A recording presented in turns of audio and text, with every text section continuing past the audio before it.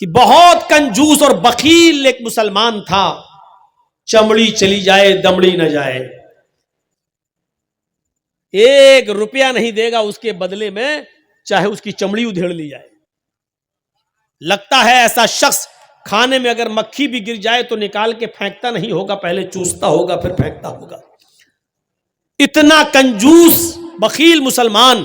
جب نانک جی کو پتا چلا، یہ گرو گرنتھ میں لکھا ہے ان کی کتاب میں، جب ان کو پتا چلا ہے تو گرو نانک اس کے پاس ایک سوئی لے کر گئے، وہ سوئی جو کپڑا سلتے ہیں جس سے ہم لوگ، ایک چھوٹی سی سوئی اس کے پاس لے کر گئے، اور گرو نانک نے اس مسلمان آدمی سے کہا کہ میرے بھائی میں یہ چھوٹی سی سوئی لے کر آیا ہوں۔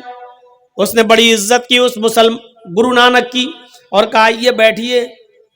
اس نے ناشتہ پانی چائے جو بھی اس دور میں چلتا تھا اس نے کھلایا پلایا، اور اس گرو نانک نے چلتے وقت اس مسلمان کو سوئی دی، اور سوئی دے کر کہا یہ آج رکھ لیجئے، میں آپ کے پاس امانت کے طور پہ رکھ رہا ہوں، یہ سوئی آج رکھ لینا اپنے پاس سنبھال کر، اور میں جا رہا ہوں۔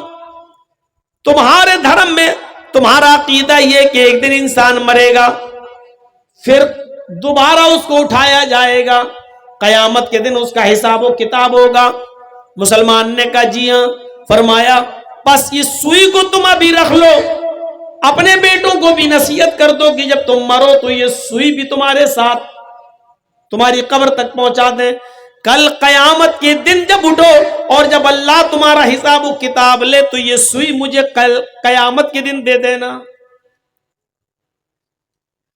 وہ مسلمان کہنے لگا آپ کا دماغ تو نہیں خراب ہے؟ بھلا یہ سوئی لے کر کوئی اوپر جائے گا ہے؟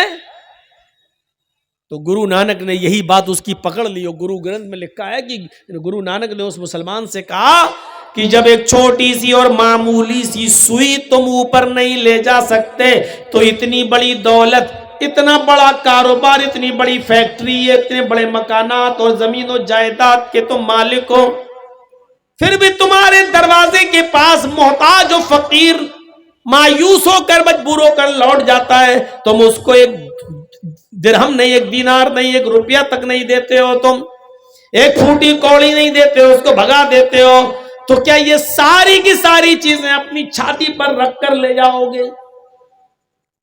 اس مسلمان پر بڑے بڑے ملا مولویوں کا اثر نہ پڑا، لیکن گرو نانک کی اس بات کا اتنا اثر پڑا کہ گرو نانک لکھتے، گرو گرنتھ میں لکھا ہے کہ اس مسلمان نے گرو نانک کی بات مان کر اپنی زمین و جائیداد صدقہ و خیرات کر دی، اپنا مال و دولت تقسیم کر دیا، سب غریبوں اور مسکینوں میں لٹا دیا۔ گرو نانک یہ مثال مسلمان کی دے کر اپنے سکھ بھائیوں کو بتانا چاہتے تھے کہ دیکھو ایک مسلمان ہماری بات اتنی مانتا ہے، تم سکھ برادری کے ہو کر ہماری بات نہیں مانتے ہو۔ میں بتانا یہ چاہتا ہوں کہ سکھوں نے بھی اس مہان پرش کو، اس گرو نانک کو بھگوان کا درجہ دے دیا، انسان نہیں رہنے دیا۔ گوتم بدھ کو بدھ بھگوان، گرو نانک کو نانک بھگوان۔ جینیوں میں چلے جاؤ تو انہوں نے مہاویر جی کو بھی مہاویر بھگوان کا درجہ دے دیا۔ ہندو بھائیوں میں آ جاؤ، کرشن جی اور رام چندر جی کو بھی بھگوان کا درجہ دے دیا گیا۔ عیسائیوں میں چلے جاؤ، عیسیٰ علیہ السلام کو سن آف گاڈ، اللہ کا بیٹا کہہ دیا گیا۔ مجھے بتاؤ دنیا میں ایسا کون سا مذہب باقی ہے جہاں انہوں نے اپنے یہاں آنے والے مہان پرش کو پرش اور انسان ہی رہنے دیا ہو سوائے اسلام کے؟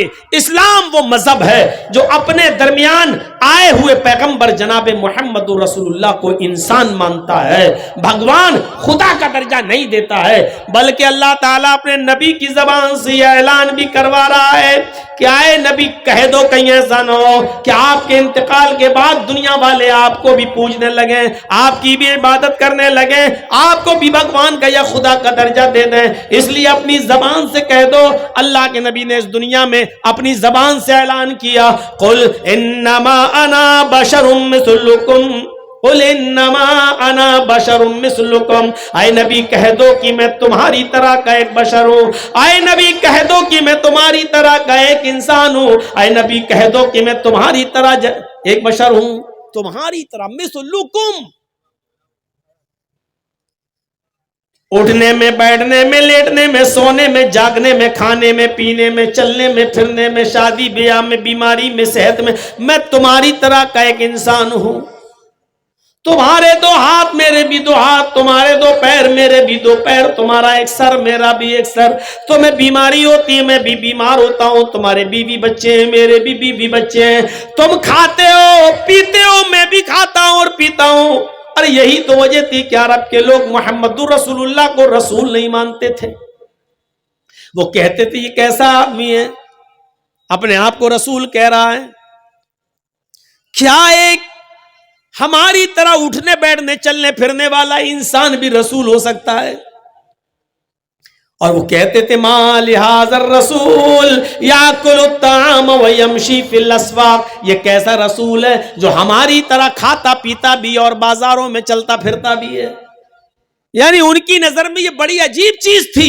وہ کہتے تھے کہ کوئی انسان بھی رسول ہو سکتا ہے، چلنے پھرنے والا بھی. عرب کے لوگ انسان مانتے تھے لیکن رسول نہیں. ہمارے یہاں پر ایک مسلمانوں کا بہت بڑا طبقہ محمد رسول اللہ کو رسول مانتا ہے لیکن انسان نہیں. غور کیجئے، وہ رسول نہیں مانتے تھے لیکن انسان مانتے تھے. کہتے تھے ما لہذا الرسول یاکل الطعام ویمشی فی الاسواق، ایسا انسان بھی رسول ہو سکتا ہے جو کھاتا پیتا ہو اور چلتا پھرتا ہو بازاروں میں، ہماری طرح کھاتا پیتا ہے، ہماری طرح بازاروں میں چلتا گھومتا ہے اور کہہ رہا رسول ہے. کیسے ہم مان لیں؟ اور ہم رسول مانتے ہیں اور کہتے ہیں کہ واہ صاحب ہم جیسے نہیں. اس میں کوئی شک نہیں کہ اللہ کے نبی اٹھنے میں، بیٹھنے میں، لیٹنے میں، سونے میں، جاگنے میں، کھانے میں، پینے میں ہماری طرح کے ایک انسان تھے. اور ایسے انسان تھے کہ اللہ کے نبی صلی اللہ علیہ وسلم کے پاس ایک شخص آتا ہے، ایک صحابی بدوی اعرابی دیہاتی آتا ہے اور آنے کے بعد کچھ بات کہنا چاہتا اپنے علاقے کی. اللہ کے نبی صلی اللہ علیہ وسلم نے کہا ہاں بولو کیا بات. وہ آیا اور کچھ کہنا چاہ رہا ہے. اے اللہ کے رسول، اور کانپنے لگا، تھرانے لگا. اللہ کے نبی نے کہا بولو کیا بات ہے، کیوں ڈر رہے ہو، بولو. کہا کہ وہ میں اپنے علاقے کے لیے، پھر کانپنے لگا. اللہ کے رسول اپنی جگہ سے اٹھے اور اس دیہاتی کے پاس، اس اعرابی کے پاس گئے اور جانے کے بعد اس کے دونوں کاندھوں کو پکڑا، ایسے دونوں کاندھوں کو پکڑا اور کہا لا تخف، ڈرو نہیں، کیوں ڈر رہے ہو. اور آگے جو جملے کہے وہ دیکھیے، انی لستو بی ملک، میں بادشاہ نہیں ہوں. کیوں ڈر رہے ہو، میں بادشاہ نہیں ہوں. میرے سامنے تم کچھ بات کہنا چاہتے ہو کہو. انی لستو بی ملک، میں بادشاہ نہیں ہوں. اب اس نے سوچا ہاں یہ تو صحیح کہہ رہے ہیں، میں بادشاہ نہیں ہوں. اور اس کا ڈر اس کے دل سے نکالنے کے لیے آپ نے کہا انا ابن امرات تاکل القدید، بولو جو بولنا ہو، میں بادشاہ نہیں ہوں، ڈرو مت. میں بھی ایک ایسی عورت کا بیٹا ہوں، مجھے بھی ایسی ماں نے پیدا کیا ہے، میں بھی ایک ایسی عورت کے پیٹ سے باہر آیا ہوں جو گوشت کے سوکھے ٹکڑے کھاتی تھی. انا ابن امرات تاکل القدید، میں بھی ایسی ماں کا بیٹا ہوں جو گوشت کے سوکھے ٹکڑے کھاتی تھی. قدید عرب کے اندر کیا کرتے تھے، اونٹ کا گوشت، جیسے اونٹ کو نہر کیا، 2 کلو 4 کلو 5 کلو کا بڑا ٹکڑا اس کا کاٹا اور اس کو سالٹ لگا کر، نمک وغیرہ لگا کر اس کو دھوپ میں خشک کر لیا جاتا تھا، دھوپ میں اس کو سکھا لیا جاتا تھا اور پھر ضرورت جب پڑتی تھی تو اسی میں سے تھوڑا تھوڑا کاٹ کر ضرورت کے وقت پکا لیا کرتے تھے اور کھا لیا کرتے تھے، اور باقی ٹکڑا رکھا رہتا تھا. پھر کبھی ضرورت پڑی 1 ہفتے بعد پھر تھوڑا سا کاٹا، پھر پکایا اور کھایا. اس گوشت کو قدید کہتے ہیں عربی زبان میں. تو اللہ کے نبی نے کیا فرمایا، انا ابن امرات تاکل القدید، کیوں ڈرتے ہو مجھ سے، میں بھی ایسی ماں کا بیٹا ہوں جو گوشت کے سوکھے ٹکڑے کھاتی تھی. یعنی تازہ گوشت بھی جس کو کھانے کو نہیں ملتا تھا، کبھی 4-5 کلو کا ٹکڑا سالٹ نمک وغیرہ لگا کے دھوپ میں سکھا لیا اور ضرورت پڑی تو اسی میں سے کاٹ کے پکا لیا. یہ گوشت کا ٹکڑا 2-2, 3-3, 4-4, 5-5 مہینے چلا کرتا تھا. گوشت کے سوکھے ٹکڑے کھانے والی عورت کا بیٹا ہوں میں. اس کے بعد اس دیہاتی کا ڈر نکلا نبی اکرم صلی اللہ علیہ وسلم کے تعلق سے, اور پھر اس نے اپنی بات اللہ کے رسول کے سامنے رکھی.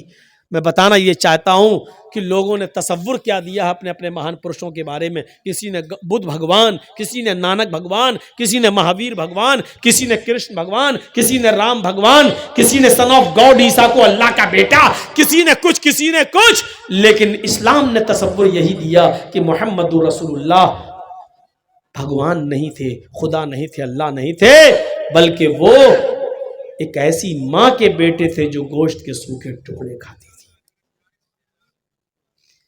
یہاں سے ہم اندازہ لگائیں کہ خصوصیت کیا ہے اسلام کی.